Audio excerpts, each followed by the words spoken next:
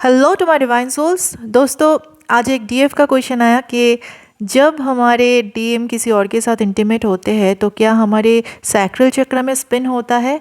और यकीन मानिए वही टाइम पे मैं एग्जैक्टली ये टॉपिक सोच रही थी। तो शायद ये जो वीडियो बन रहा है completely under divine guidance for that DF, और जिन जिन डीएफ का ये सवाल हो उनके लिए। तो पहली बात तो ये है कि डीएम और डीएफ दोनों ही ये 3D प्लेन में अपना अपना काम कर रहे हैं। डीएफ क्या कर रहे हैं? DF are working on their spirituality and DM are working on their duality, यानी सेपरेशन, यानी कर्मा।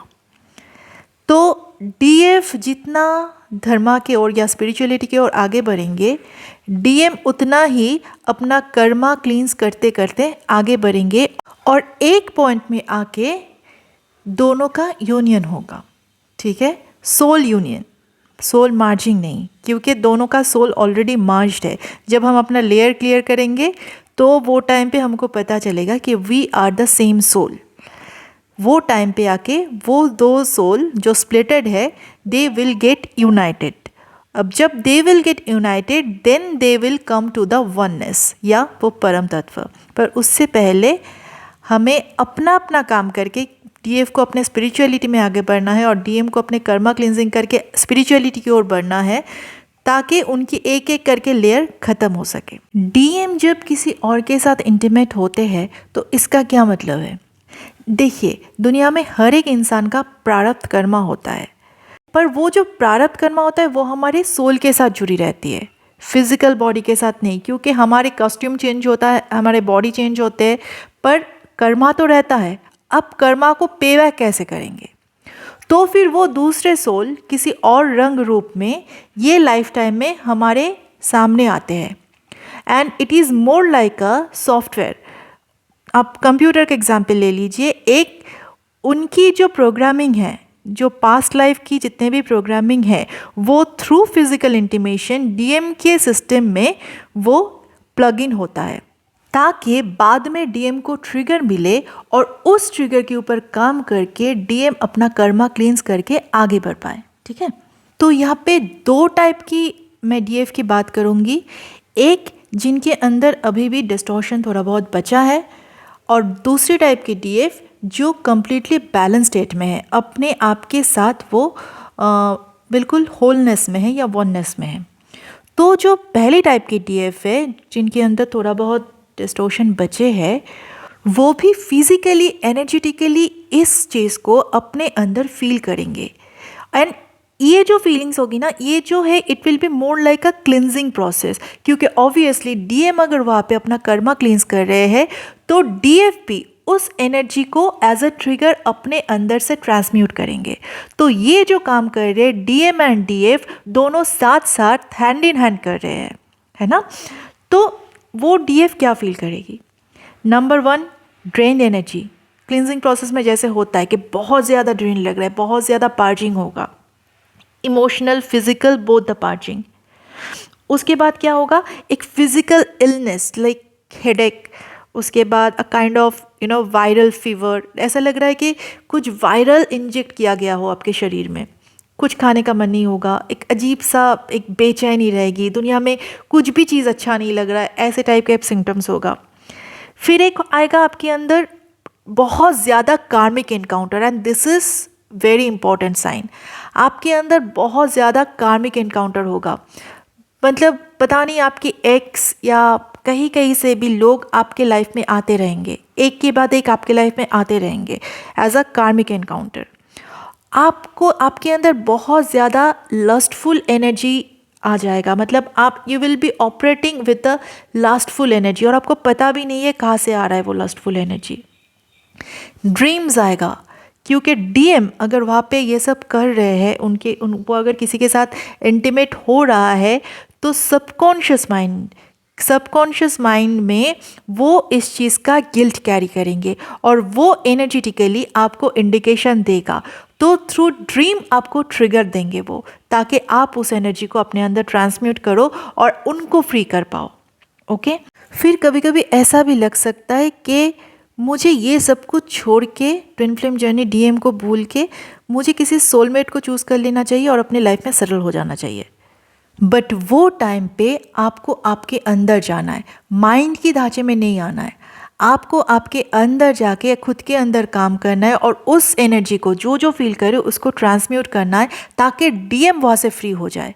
क्योंकि याद रखना, डीएम ये सब कर्मा क्लिनजिंग जो जो भी कर रहे हैं वो सब इसलिए कर रहे हैं क्योंकि finally you both can be united. I know this is not easy, ये बोलना बहुत ईजी है पर this is not at all easy. But twin flame journey का जब परसेप्शन आप देख पाओगे सही तरीके से, तब आपको पता चलेगा कि ये twin flame journey it is not related to Bollywood romance या शादी करके बच्चे पैदा करके happily ever after kind of relationship. No, याद रखना ये 3D में हर एक रिश्ता, चाहे वो माँ बाप का हो, भाई बहन का हो, पति पत्नी का हो, किसी का भी हो, वो रिश्ता सिर्फ संजोग से बनता है। हम वो हर एक सोल को अपनी लाइफ में चूज़ करते हैं या इनवाइट करते हैं जो हमारे प्रारब्ध कर्मा को क्लियर करने में हमारी मदद करते हैं, है ना। इसीलिए देखना कि ज़्यादातर डीएफ की बचपन बहुत ज़्यादा सफ़रिंग से गुजरता है। सफ़रिंग में या दुख में हमारी सोल की क्लिनजिंग बहुत जल्दी होती है, फास्ट तरीके से होती है। और ट्विन फ्लेम जर्नी भी हमारे लाइफ में ट्विन फ्लेम का इनकाउंटर भी इसीलिए होता है ताकि हम हमारे सारे प्रारब्ध क्लियर करने में एक दूसरे की मदद करें और हमारे जो ओरिजिनल नेचर है, जो लाइट, पीस, लव, जो परम तत्व है, वननेस में आना, उसमें विलीन हो पाए। ठीक है, तो ये टाइम पे ये सारे सिम्टम्स सुन के जिन जिन डीएफ को लग रहा है कि मेरे साथ भी ये सब सिम्टम्स हो रहा है, जबकि ये असेंशन सिम्टम्स है, अ काइंड ऑफ असेंशन, पर आपको पता नहीं कि असेंशन कहाँ से हो रहा है। अगर आपके अंदर डाउट हो रहा है, ऐसा कुछ डाउट आ रहा है, तो वर्क ऑन योरसेल्फ। आपके अंदर से कुछ चीज़ें ट्रांसम्यूट होना बाकी है और जब आप उस चीज़ को ट्रांसम्यूट करोगे तो डीएम भी कहीं ना कहीं से फ्री हो जाएंगे।